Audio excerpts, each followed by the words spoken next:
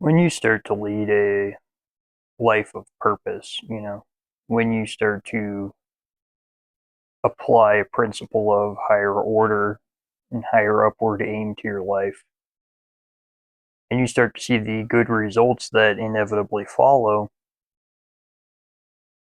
only natural that you would want to spread that message, right?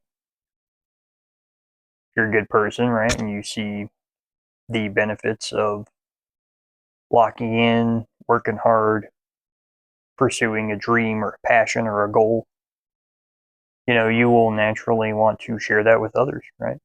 Because you want to see others succeed. That is natural, and that's a very good thing. But not everyone wants to be saved. Cold hard truth, right? Not everybody wants to be saved, right? So, case in point, I was walking around campus last week, right? Walked past a group of three different guys, right?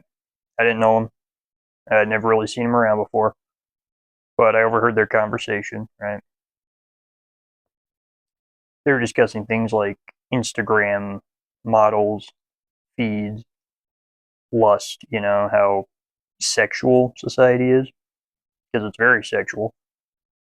Um, that's a video I should probably make.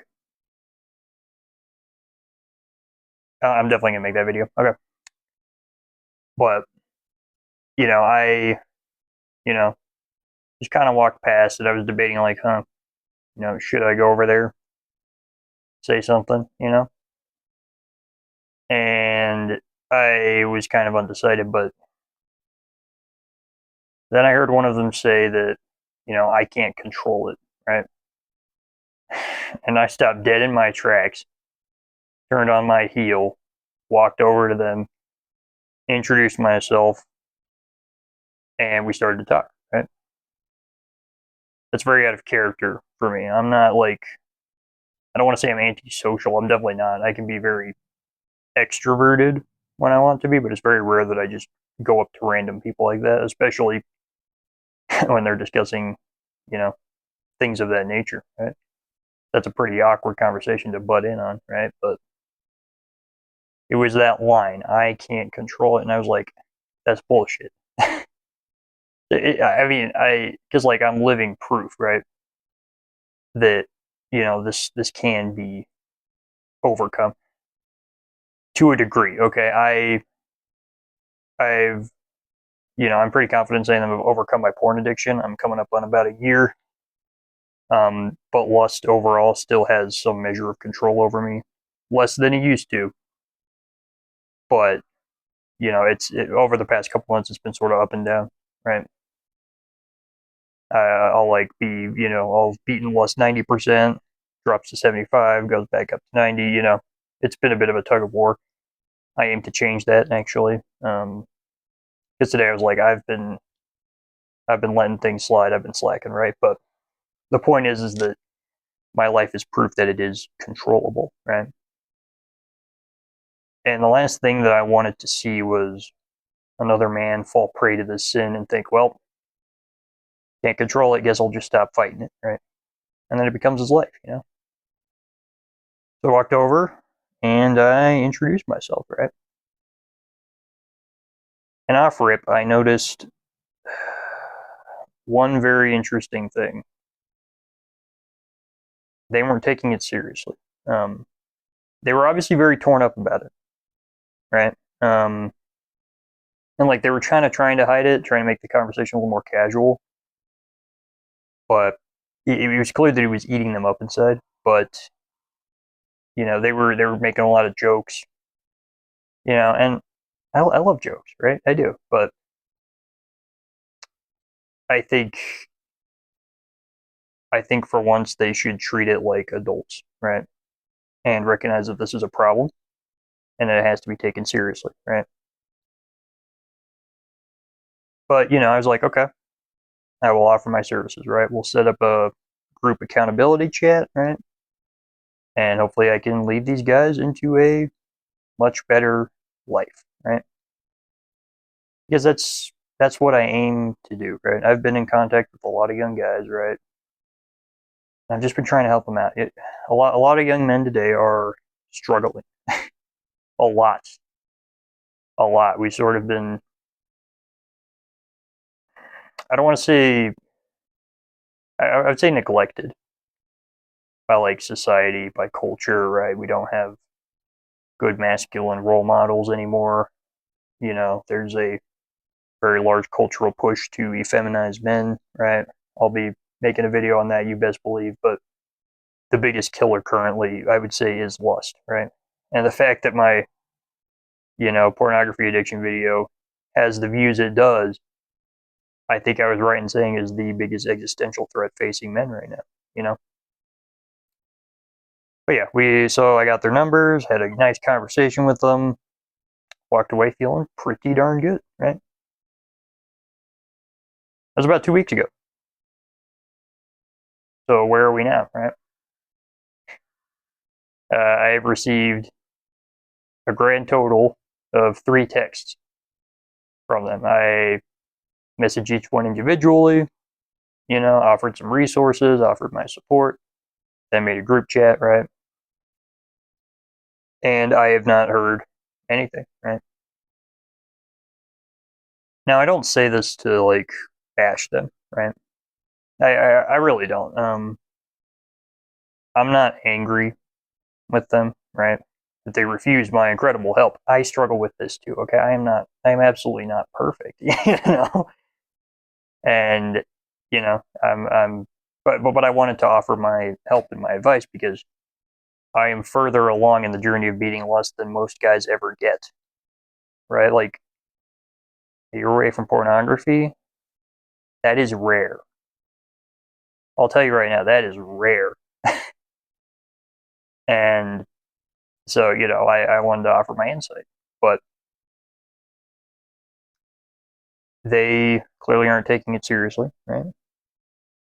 And they don't wish to be saved, right? And I mentioned this when I was talking to one of my brothers, but I was like, some people just love the sin too much. And lust is a very easy sin to love. Let me tell you, pornography is very easy to love because it just feels so wondrous and amazing, right? That's why I advocate for, in my pornography addiction video, I discussed, finding something that you pursue and that you love more, right? You have to figure out what you love more than pornography, right?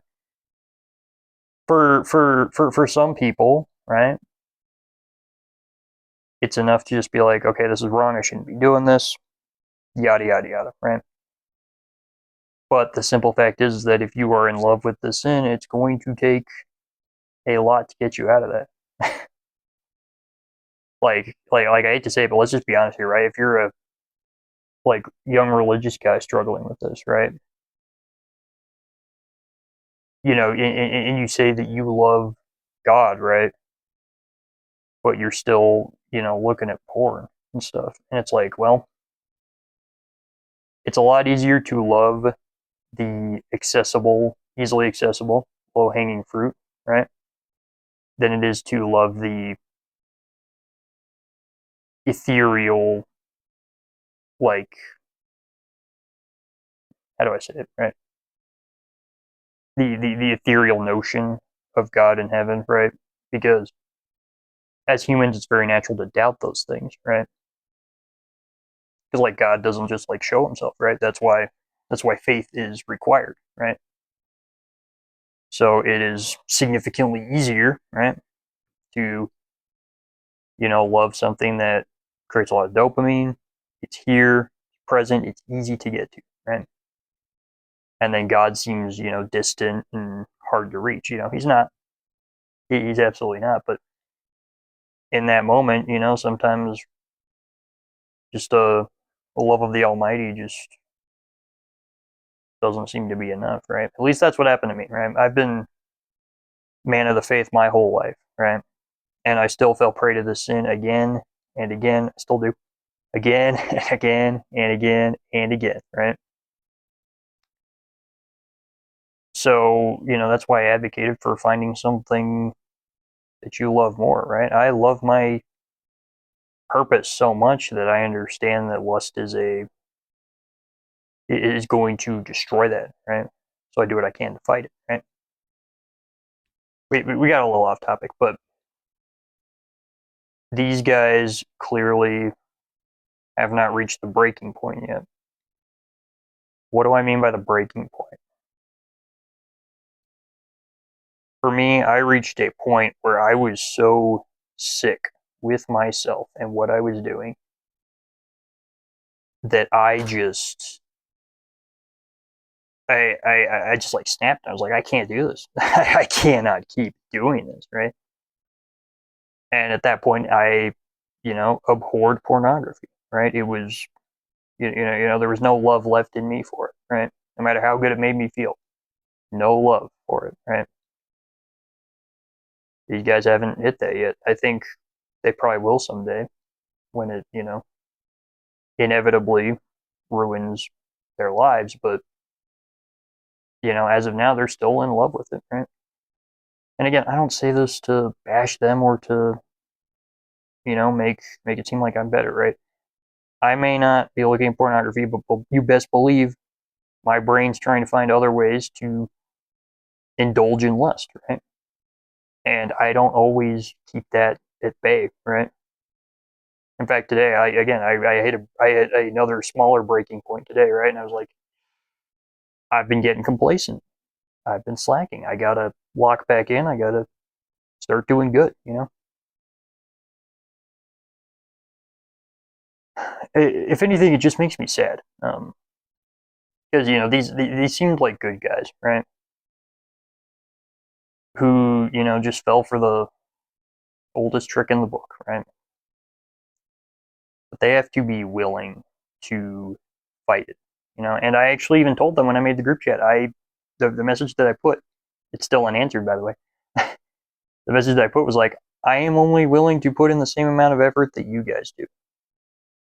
I've told other guys this because I do not want to be wasting time, wasting breath, keeping up contact with guys who just don't care enough, right? It ultimately is a choice that they must make.